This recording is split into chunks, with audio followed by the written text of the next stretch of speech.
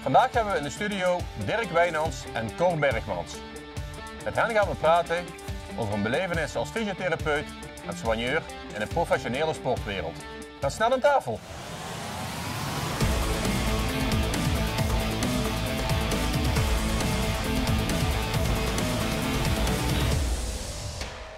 Cor Bergmans, Dirk Wijnands, beide welkom in de studio. We gaan praten over jullie werkend leven in de topsport. Cor als materiaalman, fysio, soigneur, noem maar op. En Dirk, jij als fysiotherapeut in het betaalde voetbal. We gaan beginnen met 10 stellingen. Jullie mogen 1 keer passen. En jullie mogen eventueel een toelichting geven bij de stellingen. Cor, beginnen bij jou. Maar ook de joker inzetten. Mag ik 1 keer de joker inzetten? De ronde van Frankrijk of de ronde van Spanje? Alle 2. Brabant of Limburg? Brabant. Daar ben ik van. Oesters of lamskotelet? Ja, eigenlijk alle 2. Maar ik begin met oesters en dan eindig ik met een lamskotelet. Dat kan ook. Nederland of België? België. Als het kan. Kalpe, als ik het goed uitspreek, of Ospel? Calpe. Zou de melk zeggen. Oké. MMC of RKSVO? Als ze thuis spelen, dan is het Ospel thuis. Dan is het Ospel en MMC thuis. Dan is het MMC. Want de kleinzonen voetballen daar. Waarom? DS79 of LA Aztecs? DS79, want daar kom ik nog regelmatig in Dort. Okay.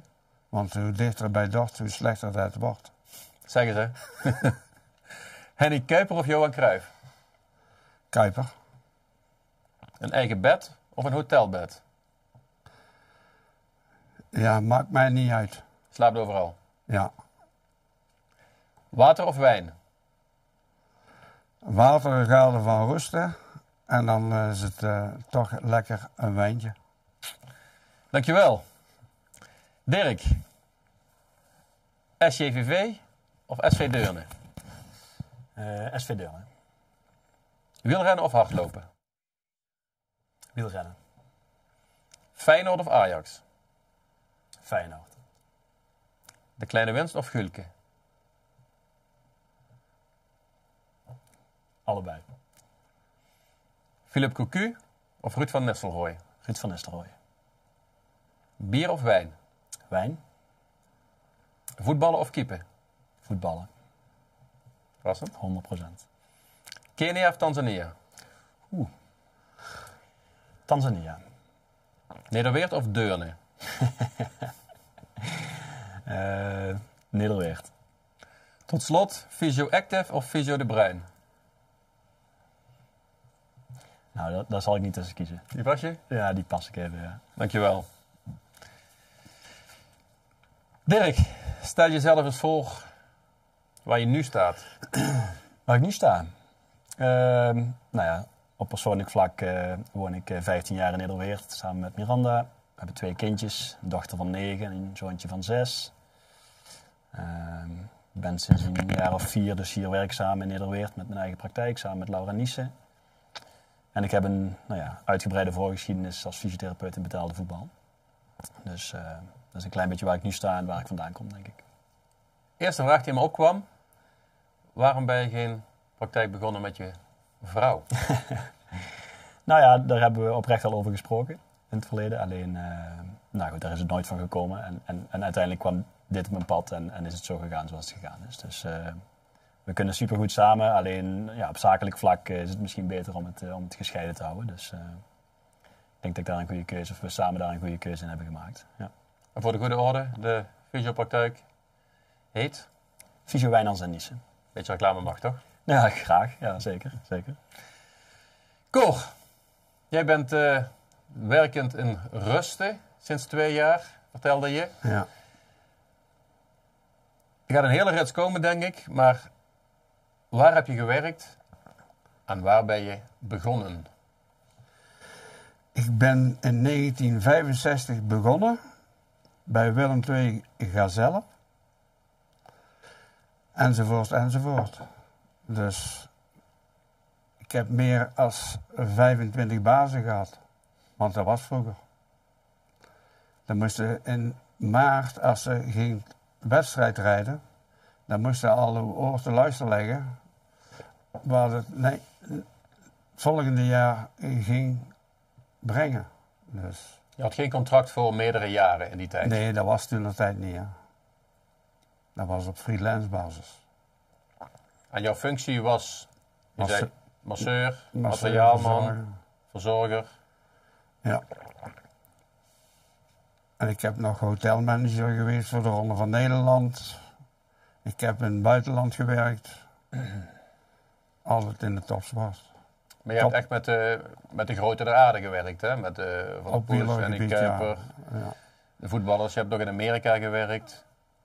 Bij Los Angeles Aztecs, met Cruyff, Zuurbier, Clyde Best, Huub Smeets. Die waren toen daar. En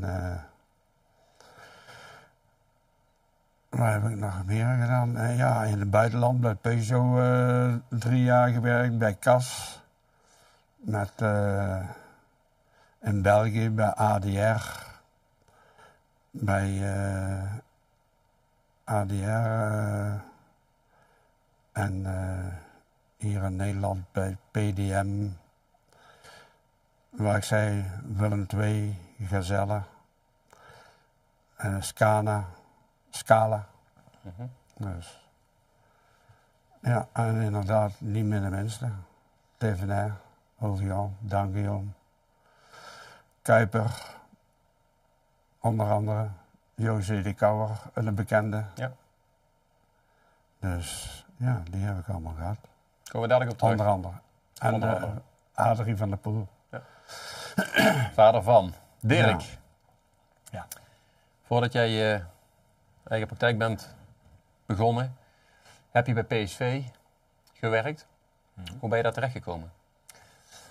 Ik heb eerst, denk 1,5 seizoen voor Helmond Sport gewerkt.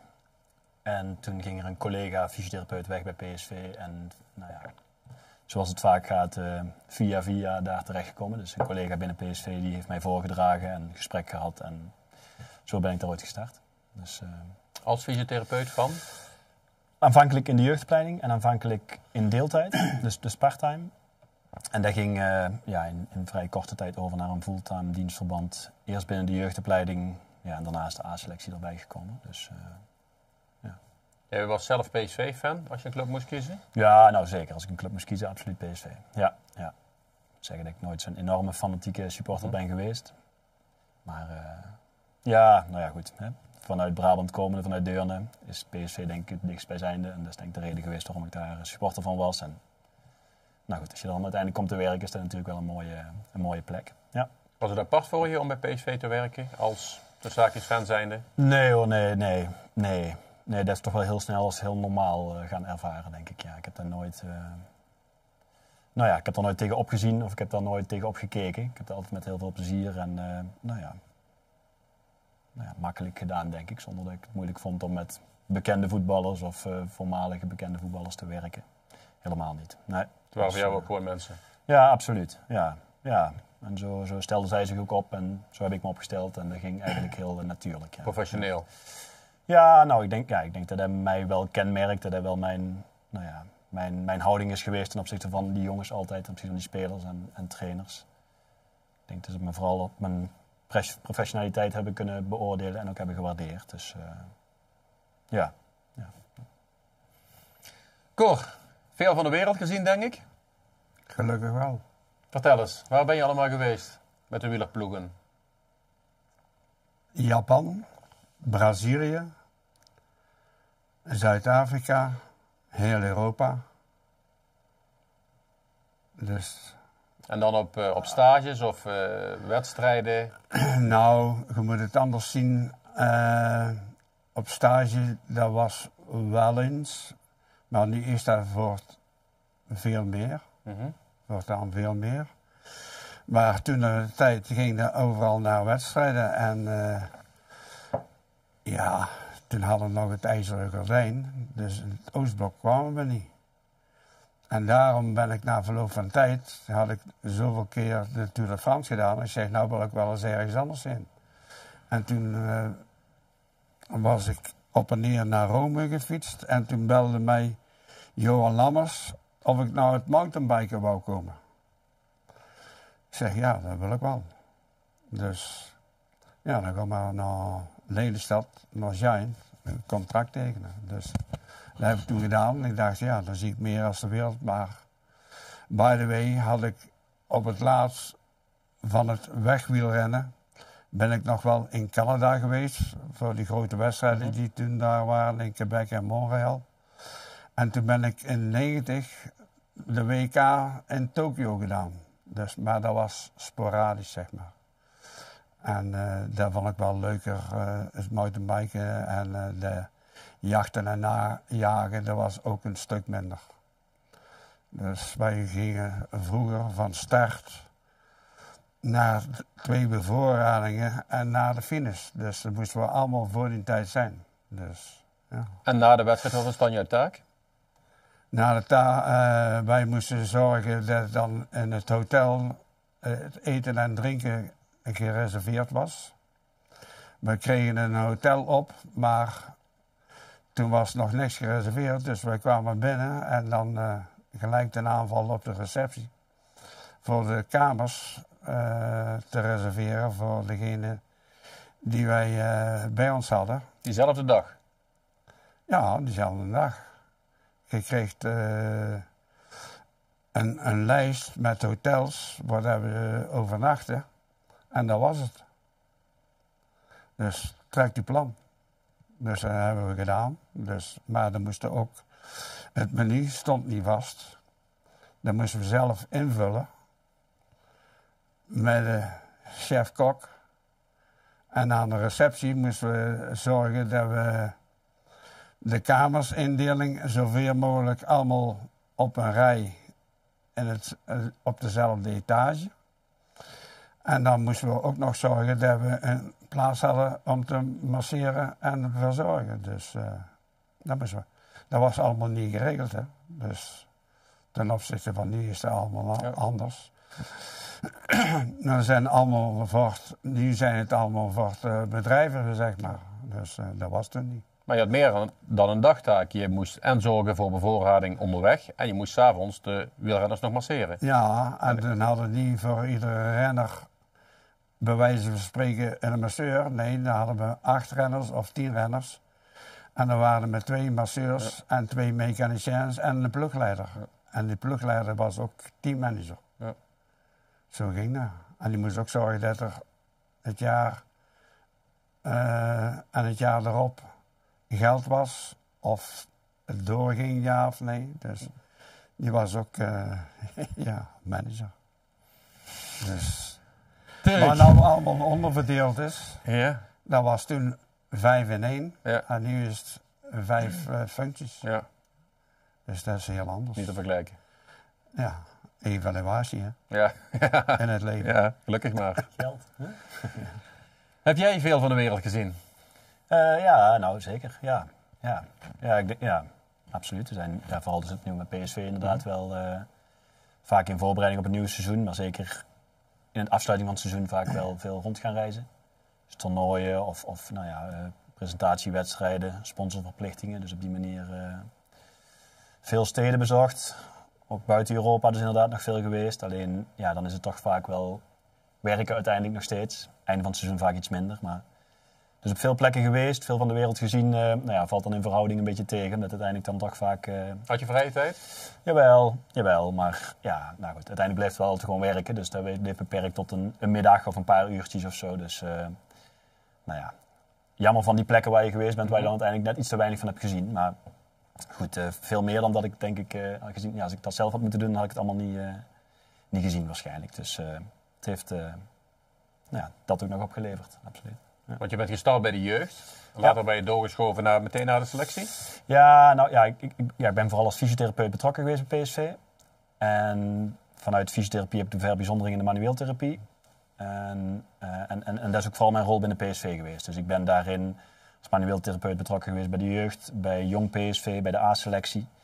En het ene seizoen was dat wat meer richting jeugd of jong. En het andere seizoen wat meer richting de A-selectie. Dus dat is nooit een hele vaste vorm geweest. En dat kwam vooral omdat ik vanuit dat specialisme ingezet werd. Dus je vroeg me het voorgesprek naar jaren. Dat is altijd een beetje moeilijk. Omdat het dus niet heel zuiver afgekaderd jong of jeugd of A-selectie is geweest. Het is vooral vanuit mijn verbijzondering manueel therapie dat ik daar overal een beetje mijn rol had. Ik denk dat dat de beste omschrijving is geweest. Ja. Is het ook zo dat je uiteindelijk als je veel jaren bij een selectie bent, dat je dan ook een soort van vertrouwenspersoon wordt voor de voetballers? Ja, zeker. Kijk, je voelde naar het buitenland, hè. Je bent veel met die jongens op pad. Hè. Dus dat geldt voor het binnenland, maar zeker ook voor het buitenland. En dan bouw je toch een andere band met zo iemand op dan dat je met een reguliere patiënt doet die je maar een uurtje in de week ziet. Dus absoluut. En de ene had daar meer behoefte aan dan de ander. En bij de ene heb je dat makkelijker dan de ander. Maar ik denk dat dat zeker ook een rol is van een verzorger of een fysiotherapeut. Dat jij in zo'n setting van zo'n topsportorganisatie ook inderdaad een vertrouwenspersoon kan zijn. Als daar behoefte aan is. Hè? Dus, dat vormt zich vaak heel natuurlijk. Hè? Bij sommigen heb je die rol wel gehad en bij anderen was dat niet nodig. Vond je het moeilijk? Nee, ik denk het niet. Ik denk dat ik, wat ik zei, ik denk altijd een hele redelijke professionele verhouding tot de jongens gehad. En sommigen hebben dat heel erg gewaardeerd en zoeken je juist om die reden wat meer als professional op. Anderen hadden misschien iets meer een vriend nodig, daar was ik dan misschien wat minder. Dus op mijn eigen manier vond ik dat niet moeilijk. Ik heb dat gedaan zoals ik denk dat ik dat moest doen. En dat heeft velen gepast, denk ik. En ook een aantal jongens misschien niet. Ja. Goed, zo gaat het. Maar ik kan me voorstellen, binnen een groep is altijd een bepaalde dynamiek. Mm-hmm. En je ziet ook wel wat juist is en wat niet juist is. Maar je bent niet iemand geweest die naar de trainer is gelopen om te zeggen van, ik zou het zo aanpakken of zo aanpakken, omdat... Oh, nee. Kijk, in de tijden zijn denk ik daarin wel echt veranderd. Mm-hmm. Als ik kijk naar hoe onze medische staf georganiseerd was, dan voelde ik me vrij om met de trainer in gesprek te gaan. En als er echt iets was wat ik dacht ik moest delen, zou ik het ook wel gedaan hebben. Maar om nou inderdaad zomaar de trainerskamer in te lopen en zomaar te zeggen, dit en dit speelt er, hou er even rekening mee. Ja, zo lagen de verhoudingen toch niet helemaal. Dus op die manier heb ik dat nooit gebruikt. Nee. Maar je hoort gewoon wat van jongens. Je gaat er op jouw manier mee om. En als ik echt het gevoel dat ik dat met derde moest delen, heb ik dat wel gedaan. Maar meestal wordt het vooral gewaardeerd als je dat denk ik bij jezelf hield. Ja. Dus zo heb ik het meestal ingevuld. Ja. Cor, geldt dat voor jou? Was je ook een soort van vertrouwenspersoon voor veel sporters? Ja, dat was zeer zeker, ja. Kan je dat met voorbeelden, zonder namen te noemen, beargumenteren? Ja, er werden wel vaak aan jou dingen toevertrouwd. Vanuit het privéleven, zeg maar. Maar ja, dat is net wel gezegd. Dat hielden binnenskamers. Ja. Dus dat was een ander rondje. Want je zou een boek kunnen schrijven, denk ik, of niet? Over jouw... Meerdere boeken. Ja. Maar het ligt er ook aan hoeveel bladzijden. Dat klopt. Dat is en ik zou hier ook nog dag en nacht kunnen praten. Maar dan moet er wel iets geven. De stemband. Ja. Maar dat heb je nooit gedaan, hè? Het is altijd bij jou... Nee. Het is zo natuurlijk van... wat onderling met elkaar bespreekt. Ook privé of koersindeling. Wat er dan vroeger veel meer deed als nu. Want nu hadden allerlei functies. Ja. En toen waren, wat ik zei, 5 in 1. En ja, daar houden dan veel wijgen, hè. Als ze tegen een bepaalde renner zegt van, je moet het zo en zo doen. Ja. Dan hielden onder ons, hè. Ja. Niet meer zeggen als het nodig was. Eens? Dat is het hele leven, hè. Ja, dat is een goede les. Dirk, je zei me vooraf, ik vind het niet zo belangrijk met welke beroemdheden ik heb gewerkt. Is het niet trant? Ja. Als je ze toch mag opnoemen, welke hele bekende spelers? Een name dropping? Ja. Welke heel bekende? Nou. We hebben het van Nistelrooy, Philippe Cocu. Ja, er zijn dan met name trainers geweest. Hè. Dus Mark van Bommel dan een beetje als speler en als trainer. Memphis Depay, Cody Gakpo, Fred Rutte, Erik ten Hag als assistent van Fred Rutte. Wat toen dus nog een minder grote naam was, maar inmiddels een grote. Ja. Kijk je met andere ogen naar de mensen nu? Of kijk je gewoon als voetballer of als trainer naar ze? Ik kijk ernaar als liefhebber. En ik kijk er denk ik wel met andere ogen naar dan dat de gemiddelde voetballiefhebber er naar kijkt. Omdat je ze toch op een iets andere manier hebt leren kennen. Ja. En er bepaalde dingen mee hebt meegemaakt waardoor je naar de ene iets anders kijkt dan naar de andere.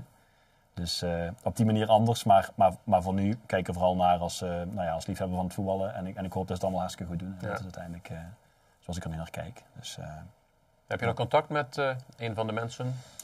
Nou, met deze namen niet. Maar natuurlijk, ik heb met heel veel jongens gewerkt, trainers en spelers. En met heel veel zaakwaarnemers te maken gehad. En op die manier heb ik inderdaad nog wel genoeg contacten, denk ik, in die wereld. En ook genoeg jongens die zijn weg nog steeds weten te vinden naar de praktijk. Dat is ook wel echt veranderd ten opzichte van jaren geleden. Waarbij ze toen alleen maar op de tafel van de fysiotherapeut bij de club lagen. Hebben ze inmiddels wel allemaal zijn eigen fysiotherapeut gevonden. En voor een enkeling ben ik dat nog steeds. Ja, er zijn ook mensen die nog steeds naar jou toe komen? Oh, zeker. Ja, zeker. Ja, het komt een beetje voort uit die vorige vraag. Hè. Je hebt met de ene gewoon wat meer dan met de andere. Daar bouw je een bepaalde band mee op. En die weet je nog steeds te vinden. En die weten hoe ik werk. En dat vinden ze prettig, denk ik. En dus zeker. Ja, absoluut. Ja, zijn er nog. Ik denk zeker vanuit die PSV-tijd best wel veel. Ja, de jongens vanuit de Helmond Sport-tijd, die zijn inmiddels allemaal... Ik denk het wel. Dus het komt vooral daaruit voort. Ja. En in de nasleep daarvan, zo gaat het dus altijd. Hè. Dan zijn die jongens tevreden. En het geldt voor normale patiënten ook. Die nemen weer andere jongens mee. En, dus op die manier ben ik nog steeds betrokken bij het voetbalwereldje. Maar niet zo intensief als in mijn jaren bij PSV. Cor, jij noemde al een paar namen uit de wielersport waarmee jij gewerkt hebt. Een Thévenet, de Kouwer, voor de oudere kijkers en luisteraars. Heb jij nog contact met deze mensen? Met Kuiper heb ik nog wel eens contact. Maar ja, die zijn ook... Ieder is voor zijn eigen druk. Ja. Kinderen, kleinkinderen. Dus, en dan heb ik nog contact hier met Erwin Bakker. Van Bakker Racing. En Bart Breintjes. Die heb ik ook 20 jaar meegewerkt. Als verzorger? Ja, eerst als wielrenner is hij toen gekomen als mountainbiker bij Giant. En toen ben ik met hem meegegaan als masseurverzorger. En later is hij een team voor zijn eigen begonnen, na zijn carrière. En toen ben ik in zijn team als masseurverzorger gekomen. En de laatste jaren ging hij nog vaak naar Brazilië en Zuid-Afrika. En dan ging ik met hem mee, want dan reed hij bij de Masters.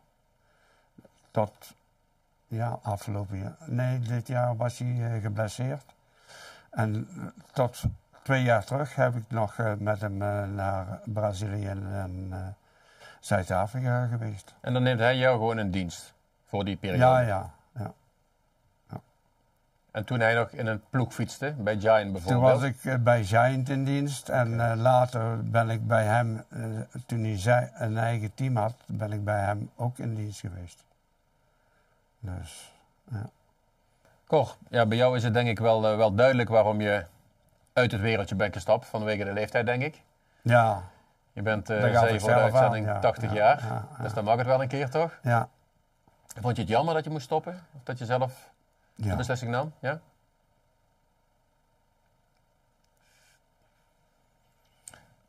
Dirk, zullen we naar jou overgaan? Ja.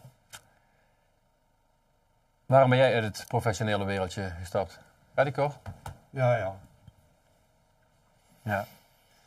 Ja, voor mij geldt inderdaad een iets andere reden. Leeftijd in mindere mate. Vooral de thuissituatie. Kijk, PSV vroeg eigenlijk alleen maar steeds meer. En als ik alleen maar naar mezelf had gekeken, had ik daar best aan kunnen beantwoorden. Hè. Dan had ik die uren die ze nog meer wilden maken en nog meer reizen en zo best willen doen. Fantastische omgeving, fijn ingewerkt. Alleen met 2 kleine kindjes en dan toch automatisch met een een partner waar veel bij terecht kwam, heb ik uiteindelijk gekozen om dit stop te zetten. Gekoppeld aan het feit dat PSV inderdaad een iets andere invulling van mijn functie wilde hebben. En daar hebben we aanvankelijk goede gesprekken over gevoerd. Zijn we uiteindelijk niet aan uitgekomen. Dus die combinatie van privé en werk maakt uiteindelijk dat ik gestopt ben. En pas nu merk ik inderdaad hoe dan toch voor een enorme weerslag op thuis heeft gehad. Hoe vaak ik dan toch weg was. Ik had altijd het idee dat ik dan toch nog wel een behoorlijke rol thuis had. En ik hoop dat Miranda dat beaamt. Maar ik merk nu pas sinds ik gewoon een kruis in mijn agenda kan zetten. En zelf kan bepalen wanneer ik wel en niet werk. Hoeveel dan destijds toch bij haar kwam te liggen. En, dus achteraf ben ik blij met die keuze. Maar goed, mensen vragen nog wel steeds heel vaak, mis je het niet of zou je niet terug willen? Dacht ik al. En daar is het antwoord inderdaad dat het een bijzondere wereld is om in te werken. Hè, en dat het een hele prettige wereld is om in te werken. En ik dat ook altijd zo ervaren heb. Als bijna een voorrecht. Hè, plus dat ik ook nog gewoon een prima boterham aan verdiende. Dus ik sluit niet uit dat ik nog een keer terug in de, ik zeg dan altijd maar topsportwereld kom. Mm-hmm. Ik hoef niet per se terug in de voetballerij. Ja, er zijn veel meer sporten die me trekken. En op die manier zou ik me voor kunnen stellen dat ik nog ooit ergens mijn rol heb. Alleen met de praktijk die steeds beter draait, die we inmiddels al 4 jaar hebben. Ja, zal de vraag zijn, zou ik dit helemaal los gaan laten en zou ik helemaal terug in die topsportwereld gaan? Ik denk het laatste niet. Maar goed, een combinatie zou best wel denkbaar zijn, absoluut. Ja, blijft toch gewoon heel erg leuk om in te werken, absoluut. Ja. Cor, de vraag of jij het wereldje mist. Ja. Heb je net zelf beantwoord, denk ik, in je reactie, emotionele reactie te zien. Ben je nog veel in de wielerwereld te zien? Ga je vaak naar de wedstrijden kijken? Nee. Bewust? Ja. Want? Kan er niet tegen. Nee? Dat is voor mij te moeilijk. Ja, snap ik. Mijn hele leven daar gezeten. Ja. Dus vanaf mijn vrouw helemaal leren kennen. Voordat ik naar de Ronde van Italië ging. En zo ben ik mijn leven opgebouwd. Dus ja. De kinderen en kleinkinderen weten ook niet beter. Ja. En het is net wat hij zegt. Het is een speciale wereld. Ja. En daar heb ik heel veel plezier aan gehad. Domme vraag misschien, maar is het een verrijking geweest voor je leven? Ja, dat zeer zeker. Want langs de straat leerde alles. Meer als in een lokaal. Had je het opnieuw gedaan als je de kans had gekregen? Zeer zeker. Wat heb je geleerd van het professionele sportwereldje? Dat je op tijd klaar moet staan voor iedereen. Keuzes moet maken. Of je het wel of niet doet in je leven. En zulke dingen. Ja. En voor jou, Dirk, wat heb jij geleerd? Wat heb je meegenomen uit de tijd bij PSV? Nou ja, als ik beperk tot mijn professie, dan denk ik vooral dat ik daar heb geleerd dat tijd goed doet. He, dus we hadden daar natuurlijk die jongens 24/7 tot onze beschikking als we zouden willen. En daarin konden we vaak het verschil maken. En die lijn, als ik dan toch even terugkom op de eigen praktijk, die hebben we proberen door te trekken bij ons in de praktijk. We werken per 50 minuten. Dat zijn natuurlijk geen hele dagen, maar dat zijn dan langere behandeltijden dan gemiddeld, denk ik, in de fysiotherapiepraktijk. Omdat ik merk dat beetje extra doen voor die patiënt of voor die voetballer vaak heel veel meer waard is en heel veel sneller wat oplevert. Dus nogmaals, andere dingen die ik mee heb genomen. Maar als ik hier antwoord op moet geven vanuit mijn deskundigheid, denk ik vooral dat die ene stap extra, dat beetje extra tijd, vaak heel veel goed kan doen. En dat is denk ik ook een beetje de beperking van de fysiotherapie zoals die in Nederland is. Hè, dat we daarin met tarieven werken die maar 25 minuten vergoeden. Mm-hmm. En dat is gewoon heel jammer, want daarin heb je eigenlijk de tijd niet om voor jouw patiënt echt verschil te maken. Hè. Dus dat is wat ik vanuit mijn PSV-tijd mee heb genomen naar mijn praktijk. Dus ik denk dat dat het beste antwoord is op de vraag. En privé gezien?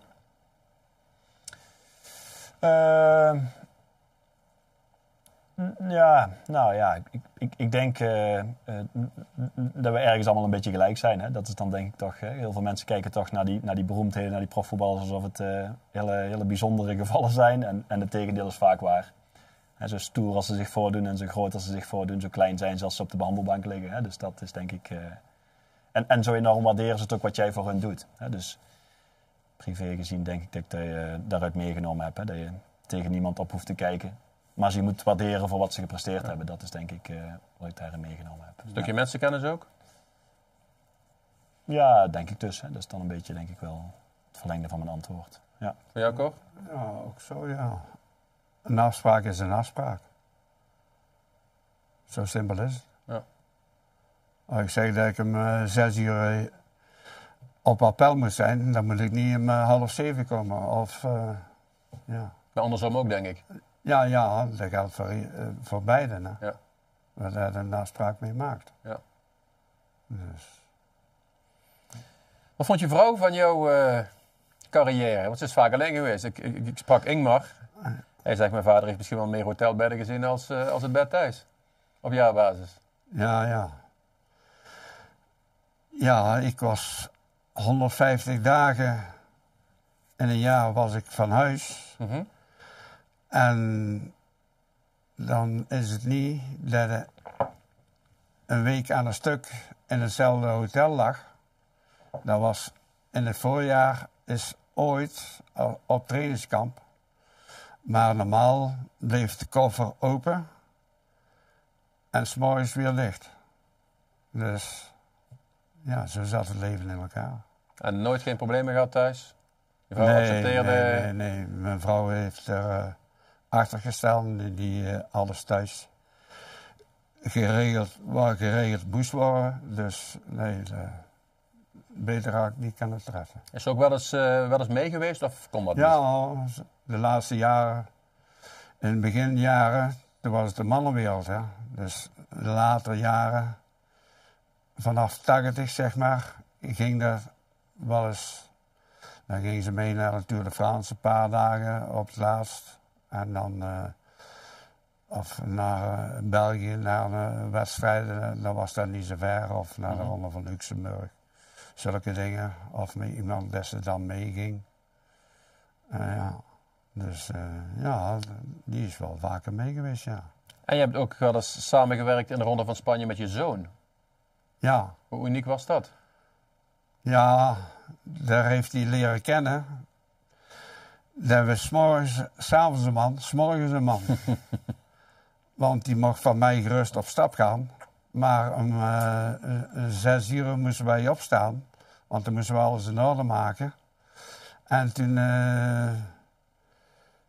meen hij te blijven liggen. Ik zeg, nou, dat kan. Ik zeg, maar wij gaan door. Dus... Want wat was zijn taak? Die moest helpen mee naar de verzorging toe en naar de start en naar de hotels, koffers mee dragen. En als ik de tweede wagen reed, dan moest hij mechanieker spelen. Dus ja, zulke dingen. Leuk. Ja, dat was best wel leuk. Toen was je 16 jaar, Ja. dus ja. Dirk, jouw vrouw. Je refereerde er straks al een beetje aan dat het uiteraard moeilijk is als je veel van huis weg bent. Maar dat jullie samen de keuze hebben gemaakt om een praktijk te beginnen en te stoppen bij PSV. Ja, nou ja, inderdaad, het verlengde van mijn antwoord net inderdaad is dat een beetje zich zo ontwikkeld. En van daaruit inderdaad ben ik eigenlijk pas in gaan zien inderdaad hoeveel er dan toch thuis bij haar kwam te liggen. Dus het is helemaal niet per se gestuurd vanuit Miranda, en tegendeel eigenlijk. Alleen, ja, wat zij ook nooit heeft gehad, is inderdaad die echte affiniteit met deze sport in ieder geval, met voetbal. Ja, dus misschien heeft dat andere stappen naar het buitenland misschien, hè, of op een andere manier betrokken bij het voetbal wel een beetje in de weg gestaan. Maar ja, nou goed. Zij geeft heel veel om sport. Ja, paardrijden. Zeker, paardensport.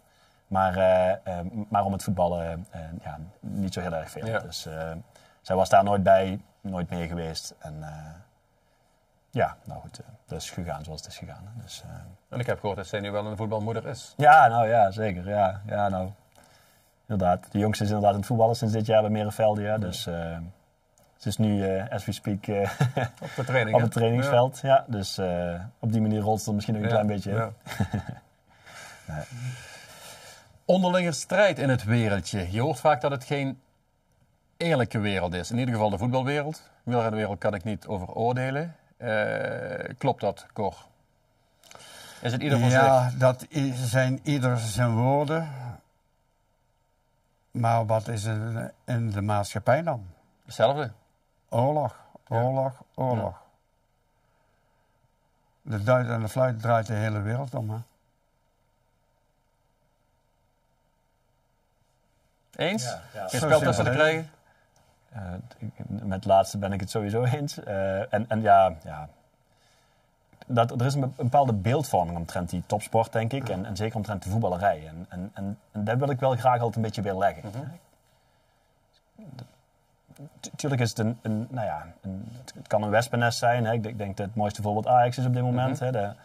Daar loopt alles fout wat er fout kan gaan. En die tijd heb ik bij PSV ook al meegemaakt dat het minder ging. En dan merk je gewoon dat er bepaalde krachtvelden zijn waar je niet per se direct zicht op hebt. Dus dat is er absoluut. En zelfs binnen de medische staf. Dus niet alleen binnen de directie of bij de voetballers. Zelfs binnen de medische staf wel. Maar inderdaad, de vraag is hoe verhoudt hij zich dan tot het bedrijfsleven? Ik denk dat vooral in die topsportwereld het gewoon meer uitgelicht wordt. Elke avond op tv is, zeker voor wat betreft het voetballen. Mm-hmm. En daardoor lijkt het misschien groter dan het is. Ik stip even de medische staf aan en daar heb je natuurlijk met dingen in meegemaakt. Die eigenlijk inderdaad bevestigen wat jij vraagt. Alleen over die 13 jaar is dat een heel klein stukje van wat ik daarmee heb gemaakt. Ik heb het vooral als heel prettig ervaren en als heel collegiaal. En gewoon als een hele fijne omgeving om in te werken. Ik lees vaak in interviews, dat voetballers zeggen: ik ben blij als ik uit het voetbalwereldje ben. Het is een eng wereldje, maar dat heb jij niet zo ervaren. Nee. Nogmaals, over die 15 jaar kan ik denk ik zeggen, betaald voetbal heb ik het helemaal niet zo ervaren. En als ik zie hoe graag ze toch ook allemaal nog wel een beetje vasthouden aan die voetbalwereld, dan bevestigen ze eigenlijk niet datgene wat ze dus blijkbaar zeggen. Ja. Of ze hebben geen papier om iets anders te gaan doen, dat zou ook kunnen. Maar nee, ik herken me daar gewoon niet zo in. Het is er zeker, alleen het verlengde van wat Cor al zegt, ik denk dat dat niet heel erg anders is dan in elk willekeurig bedrijf. Niks aan toe te voegen, Cor? Nee, er zijn mensen aan de zijlijn weten toch altijd alles beter. En die doen binnen de lijnen, zoals bij het voetballen, daar is het te doen. Daar moet het met elkaar eens zijn. Dat geldt voor het elftal, de tegenstander, arbitrage. Dus ja, je kan het op iedereen schelden. Hè? Niemand duwt goed als ze verliest. Dat klopt. Maar als er zelf 10 keer langs schiet, dan moet je eerst bij je eigen te raden gaan. Hè? Ik heb het ook wel eens meegemaakt in het peloton, dat een bepaalde wielrenner niet mag winnen. Als hij ontsnapt, dat hij altijd wordt teruggepakt. Dat ze hem het gewoon niet gunnen. Ja, maar het is ook vaak, dat is ook weer hoe diplomatisch ben je, hè? Dus, en nu het systeem, want ze denken dat ze een systeem nu uitgevonden hebben, maar dat systeem is al 50 jaar oud. Welk systeem bedoel jij, met de oortjes? Nee, dat ze voor iemand rijden. Mm-hmm. Toen ik begon, te racen voor Van Looy. De kopman bedoel jij? Ja, de kopman. Mm-hmm. En een team was daar omgebouwd. Bij Merckx was een team omgebouwd. Als we in Frankrijk waren, bij TVNR was een team omgebouwd. In Spanje was een team bij CAS, hadden kopmannen. Daar was ook een team omgebouwd. Dus daar namen ze ook niet sprinters mee voor in de bergen. Hè? Ja, dus, of op kop te rijden. Toen hadden we ook van die gasgevers. Dus ja, dat is nou helemaal zo. Heb jij ooit iets van... En gunnen moet er afdwingen. Hè? Dat is het normale leven ook. Hè? Mag je of je mag niet. Ja. Als het maar altijd in richting verkeer is, dan gaat het niet lukken. Hè? Eens. Want aan de andere kant is het verboden dan. Hè? Ja. Dus. Maar wederom niks tussen te krijgen. Nee, absoluut. Helemaal mee eens. Heb je ooit doping meegemaakt in het peloton, Cor? Of is dat ook weer... Ja, de journalisten wisten dat toch allemaal. Dus die wisten precies wat ik gebruikte. Dus, En dat wist jij ook? ja, maar dat is niet aan mij, hè. Dat is aan de renner zelf, Ja. of je dat doet. Ik deed daar niet aan mee, dus zo simpel is het. Heb je nooit vragen gekregen van journalisten? Ja, maar zeg, want dat was altijd de laatste vraag. Ik zeg, ben je daarvoor gekomen? Ik zeg, ja, dan hoeft het voor mij niet. Ik zeg, ik heb ook leuke dingen meegemaakt, maar daar schrijven jullie nooit niks over. Dat kan toch ook, hè? Zeker. Iedereen is een hobby. Ben jij Dirk? Doping in het betaalde voetbal? Nee.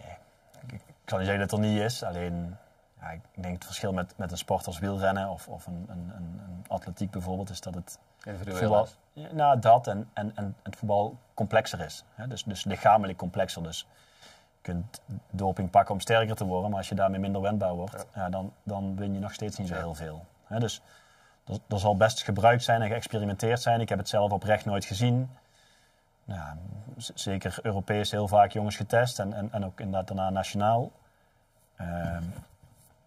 Dus ja, ik ben niet naïef en er zal vast iets in gedaan zijn, maar niet waarvan ik met zekerheid kan zeggen dat het zo is. Dus, en ik denk dat dat de belangrijkste verklaring is. Kijk, als jij gewoon 100 meter recht vooruit moet rennen, dan is dat betrekkelijk makkelijk te doperen, heet het zo. Ja. Hè, dus, en dat is bij het voetballen anders. Ja. Dus daarom denk ik dat het er in verhouding minder is. Maar goed, of het er helemaal niet is, durf ik zeker niet te zeggen. Nee. Heren, voor we overgaan tot de ja-nee-vragen, willen jullie nog ergens op terugkomen? Cor.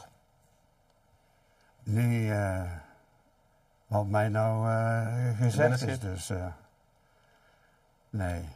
Dirk, jij? Nee, kom maar op met de ja-nee, denk ik. Dan gaan we naar de ja-nee-vragen. Cor, beginnen we weer bij jou. Je mag weer 1 joker inzetten. En je mag weer uitleg geven. Hans van de Boom. Ja, Samen met je zoon Ingmar werken in de Ronde van Spanje. ja, Doping. ja, als er behoefte aan is. Vul ik niet weer anderen in. Hè? Nee. Mountainbiken. Heel Dikke leuk ja. en gezellig. Lance Armstrong. Nee, Waarom niet? omdat hij niet rechtuit was. Vanwege zijn doping of op meerdere vlakken? Meerdere vlakken. Dictator. Oké. Uit Amerika. En wijzen naar anderen. ZVV Beringen. Ja, Ga je wel eens kijken daar? thuis altijd. Je weet ook waarom, hè? Kleinzoon, hè? Ja. Ja. Ploegentijdrit. Heel leuk. Een keuze maken tussen je 2 voetballende kleinzoons. Niet moeilijk. Om de beurt kijken. Of ze moeten samen spelen. EVV Echt. Ja, Ga je daar wel eens kijken? ja, Maar nooit op zondagmiddag. nee. Want Ingmar die is daar keeperstrainer, Ja. hè? Dus ja. Verplicht af en toe kijken. Ja. Tot slot, Rudy. Ja, dat is met een eigenlijke naam. Ik hoor In het het. buitenland. Ja. In de sportwereld, laat ik het zo Ja. zeggen. Dankjewel. Graag gedaan. Dirk. Ja. Paul van der Zanden als trainer van de Minis. Ja, als ik nog ergens op terug moet komen, had ik in het begin met een kleine winst moeten kiezen, denk ik. Hè? Want anders staat Deer niet in de basis vrijdag. Nou ja, super. Ja. Buitengewoon geschikt om die kleine man inderdaad veel bij te leren. Maar Dus dat moet hij absoluut, bijhouden toch, hè? Bij de kleine mannen moet hij bijhouden, toch? Hè? Dat moet hij? Dat moet hij bijhouden. Dat moet hij behouden, moet hij blijven doen, bedoel je? Nou, dat zijn max is, wil ik Oh, eigenlijk zo. zeggen. Ja, ik heb het idee dat hij al een stap hoger ambieert, maar ik weet niet of Danny Koeverman zich zorgen moet maken. Maar Paardrijden. Ja. Ik weet niet of ze dit gelooft, maar vooruit, ja. Tjerk Scheres. Tjerk Scheres? Heb ik dan een foute naam doorgekregen? Ja, ik ben super slecht met namen, maar nee, dat zegt mij echt niks. Zullen we deze overslaan? Dat is goed. Dictatuur in Cuba. Dat is denk ik de reis naar Cuba waar je dan op deelt. Ook niks van gemerkt. Heel prettig rond kunnen reizen. Zonder dat ik me daar niet op mijn plek heb gevoeld. Dus Ja. ja. Trouwen met Miranda. Nee. Crypto. Nee. Nog ooit zelf voetballen. Met Deen. Achter in de tuin, denk ik. Maar verder niet meer. Nee. Je maakte straks de keuze tussen keeper en voetballen. Heel duidelijk voetballen. Je hebt zelf in Absoluut. het eerste van FC Deurne gekiept. Ja. Waarom dan toch voetballen? Ja, ik had ongeveer deze lengte toen ik denk ik een jaar of 12, 13 was. En vanuit dat altijd groot zijn geweest ben ik zo ooit in de goal terechtgekomen. En dat is op amateurniveau dus redelijk afgegaan. Maar als ik het iemand anders zou moeten adviseren, zou ik altijd zeggen lekker blijven voetballen. Echt onderdeel uitmaken van het team. Okay. En ik heb me heel veel plezier gekiept en daarin ook echt wel het verschil kunnen maken. Maar ja, goed, de keeper is dan toch altijd een hele bijzondere positie inderdaad in dat elftal. Het is gegaan zoals het is gegaan, hè, dus dat is prima. Maar ik zou Deen van harte adviseren om te blijven voetballen. Ja, zeker. Dus daarom voetbal. Justin Bijlo. Ja, goed. Goede patiënt en een goede keeper. Ja, dat zeg je goed. Een tweede fysiopraktijk openen. Daar zou ik wel toe willen lichten. Want het antwoord is niet per se nee of ja. Ik zal straks even dat we het anders zijn gaan doen. We hebben het iets anders ingericht dan de meeste praktijken. Dat is denk ik niet voor elke therapeut. Dus als jij die zekerheid wil hebben van die altijd volle agenda, moet je in een praktijk blijven werken zoals er zoveel zijn. Als je denkt dat je iets extra's kunt doen voor een patiënt en iets meer tijd aan wil bieden, dan denk ik dat wij het op onze manier heel goed doen. Dus op die manier kan het zijn dat ik nog een extra praktijk ga openen, maar dat is niet per se de ambitie. Nee. Oké. Tot slot, Laura Nissen. Ja. Absoluut ja. Dus buitengewoon fijne collega, fijn mens en bovengemiddeld goede schouderfysiotherapeut vooral. Hè. Dus ik ben denk dan toch iets meer van de onderkant, van de onderste extremiteiten. En Laura is nogmaals een goede collega en een hele goede schouderfysiotherapeut. Dus ja. We willen jullie allebei hartelijk danken voor jullie komst, heren. Ja. Cor, Graag gedaan. geniet nog van je welverdiende pensioen. Ja. Jij succes met de praktijk. Ja, dankjewel. En tot snel. Nogmaals dank. Ja.